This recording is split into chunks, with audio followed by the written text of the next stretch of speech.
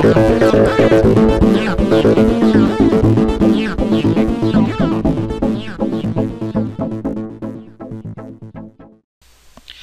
everybody, Vince Valorn here. Today I'm going to be doing a list of the cards I think are a bit underrated in Return of the Duelist and can see some play, at least at a locals or maybe even a regional level, just something that might help. Anyways, the first card I want to look at is Imaruk, this one. He's a Sea Serpent, 2-star, water, all that jazz, 1000 attack, 1000 defense. It's really his effect that I want to look at. When this card is on the field, it's destroyed by your opponent's card, either by battle or card effect. So even if it can be destroyed by battle or Dark Hold or something like that, or Shield Crush, something like that. Anyways, it's sent to the graveyard. Send the top card of your deck to the graveyard. Then, if it was a water monster, draw one card. Now, it doesn't seem that impressive, but when you figure in frogs, and they're all water, and they run very little spell and traps, it's a really good, you can, mill the water. Like, say you mill a Ronin Toad. Oh, look, I milled a Ronin Toad, and I get to draw a card.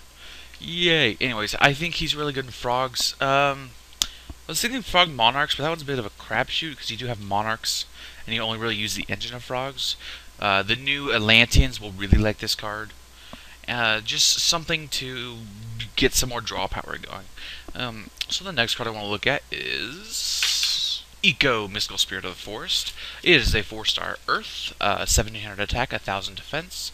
His effect is when you take damage from an opponent's card effect, just one card effect. So you couldn't do it like if they chain a bunch, you'd have to pick one. You can special summon this card from your hand, and if you do, inflict damage to your opponent equal to the damage you took. Also, both players take no further effect damage this turn. So this is really great for, say their Chainburn's going to start, I could see them start popping up more. They have been topping recently at different regionals, and I've seen some OCG builds top.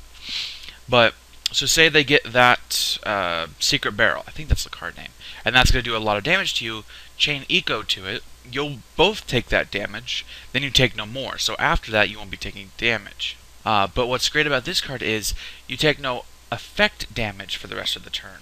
So you can still do battle damage, so you can just keep hitting them with Eco, and that way you get more damage in on them, and also you got the burn from the card itself. So he's pretty nice. I can see him being sided against Chainburn. There are some other better cards like Royal Decree, but if you don't have those and you have a bunch of Ecos, I suggest Eco. So the next card I want to look at is Noble Knight Gawain. He is a light 4-star warrior with 1900 attack, 500 defense. He's in that magic spot of having that high attack, and he's 4-star.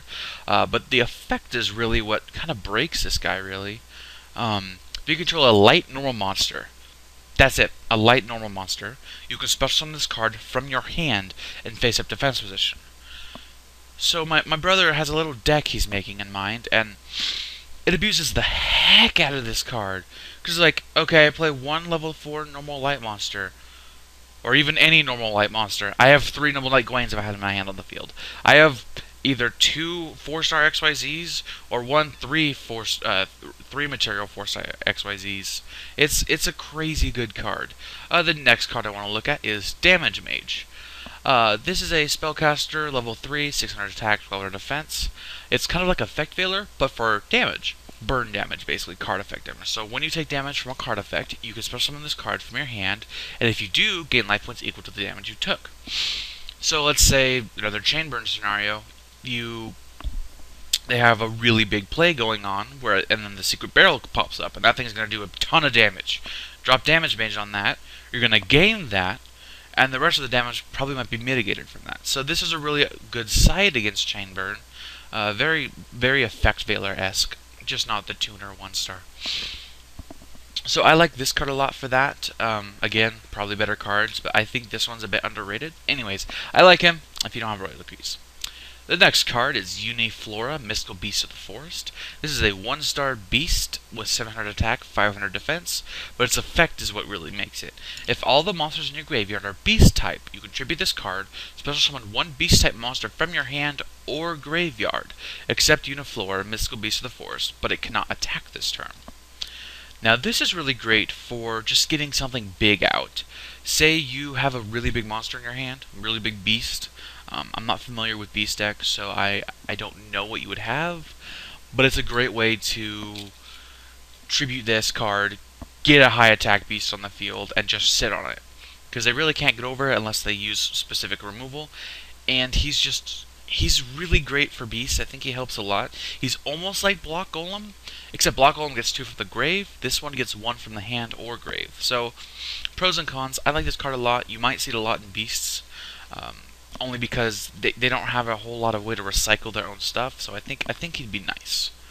And then the next card I want to look at is Silver Sentinel. This one's gotten some hype, only because its effect is really good. So it's a 4-star Earth Warrior, 1500 attack, 1300 defense. Again, it's the effect we want to look at. You could set this card from your hand to your spell and trap card zone as a spell card. During your end phase, if the turn this set card in your spell trap zone was destroyed by an opponent's card effect and sent to the graveyard, target 1 card your opponent controls if possible. Special summon that card from the graveyard. If you do, destroy that target, if any. So what this means is, even if you don't have a target, you can still special summon it, which I think is a really nice way to put it. But what also is, if it's destroyed by a card effect, and it's kind of the only way to destroy a spell card. I haven't seen someone attack into it before. But no, he's really great for that end turn, I'm going to pop your back row kind of thing. He's really flexible like that. The only problem is he was printed as an Ultra, so he's kind of hard to get a hold of. And with a 3 MST format, I think that he might see some play with that, just because you get that +1 on top of you destroying one of their cards. So he's really nice. I'd like to see him get more play. I'd like to get a play set of him myself. I just have to wait. I don't like the price right now. So the next card I want to look at is Illusory Snatcher. I keep getting that name wrong. He is a 7-star Fiend, 2400 attack, 1000 defense. 1000 defense. Now this guy's really big draw is his effect. So when you tribute summon a monster, oh look, you know he kind of looks like Caius in the picture. I'm thinking Monarchs. You can special summon this card from your hand. If you do, the type, attribute, and level of this card become the same as the face-up tribute summoned monster. So now this guy is really great in Monarchs. I could see him being 2 Monarchs mained every time. Only because he opens up the Xyz plays, he gives you another body on the field, because that was a problem with Monarchs I was having when I was playing them. It's just a matter of, they usually only get 1 body on the field, albeit a good body, but it's like, they're compulsed, you're left with nothing open. Now his other great kind of hidden effect is, it's a trigger effect. So you trigger it as soon as you tribute summon. So this goes on the chain. What does that mean? Bottomless, anything that is spell speed 2 or lower, as in spell speed 1 or 2, cannot chain to the tribute summoned monster. So bottomless, they're going to hit Illusionary Snatcher, not your Caius. Not Torrential Tribute, let's see. No, it's really just bottomless, isn't it? But at the same time, it's like bottomless was an issue for Monarch, so it's a matter of, he's a great way to make them miss timing on a couple cards that would hurt you a lot. So I like this card a lot. I have my playset. That makes me really happy. I can't wait to start using him in Monarchs. I'm probably going to rebuild mine, just because this guy does make him fast. This is probably one of my favorite cards in this set, only because he looks really cool. He is Illusion Snap's brother, technically. Illusion Snap, anyways. So, yeah, I like him a lot. I can't wait to see him get played. I think he'll help Monarchs a lot with the XYZs, specifically Exabeetle and Photon Strike Bouncer. Those guys are really good, and, yeah, I like him a lot. So the next card I'm going to look at is Where Art Thou? This is a card I was really excited for. As you guys know, I play my Watts, and my Hoppers are level 1. So, this is a normal spell card. If you control a face-up level 1 monster, add 1 level 1 monster from your deck to your hand. During the end phase of this turn, take 2000 damage if you did not normal summon the added monster, or a card with the same name after activating this card. So what this does is, I get my Hopper out from a Dragonfly chain, I activate Where Art Thou, get another Hopper, play the Hopper. I avoid the 2000, and I have the Lockout. Or say I have the Lockout. I can play this, grab an Effect Veiler, hold it, take 2000, but I can negate, I get a free effect, well, not free, 2000 damage Effect Veiler that I can see being used against a lot of the new decks coming out, specifically the Mermills. They have some cards that don't trigger, or don't target. Anyways, yes, I do like this card a lot. I think it also can see play in Piper. Mystic Piper's I've been playing that deck a lot. I love that Mystic Piper can buy you engine. It's so much fun. So play Mystic Piper. Where art thou for a level 1? Say a Battle Fader. Tribute the Piper. Get your draws going.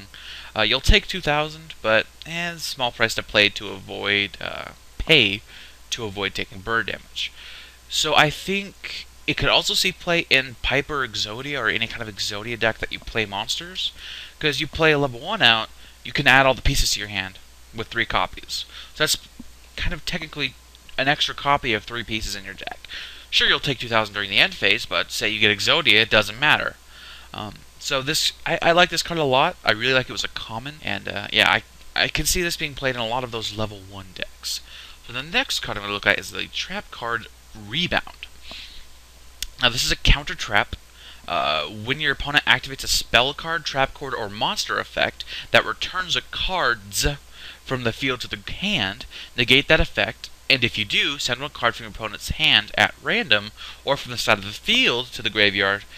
When the set card is destroyed by your opponent's card effect and sent to the graveyard, draw 1 card. So this card has a lot going for it. I could see it being really useful in the Darkwold matchup. Sure, Shadow Imprisoning Mirror hurts them a whole lot, but this might be extra oomph if you're in a very, very Darkwold heavy area, which I'm pretty sure some places are now because of the new ban list and Darkwold's no fun.